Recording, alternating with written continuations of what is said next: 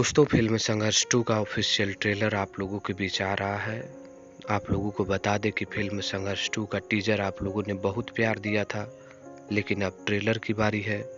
दोस्तों, आप लोगों को बता दूँ कि फ़िल्म बहुत ही इमोशनल भरा है। फ़िल्म में खेसारी लाल यादव, मेघाश्री और भी कलाकार आप लोगों को इस फ़िल्म में नज़र आएँगे।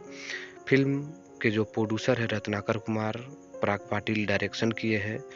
फ़िल्म में खेसारी लाल यादव के गजब-गजब का लुक आप लोगों को ट्रेलर में नज़र आएगा। ट्रेलर का लुक भी आप लोग देख सकते हैं कि गजब का एकदम शानदार तरीके से आप लोगों के बीच रिलीज़ किया गया है। अब बात करते हैं इस फ़िल्म का ट्रेलर को आप लोगों के बीच कब रिलीज़ किया जाएगा।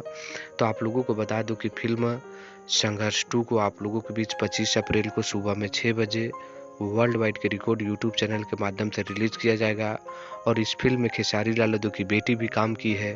तो बस आप लोग तैयार रहिए 25 अप्रैल को सुबह 6 बजे वर्ल्ड वाइड पर संघर्ष 2 का ऑफ़िशियल ट्रेलर देखने के लिए।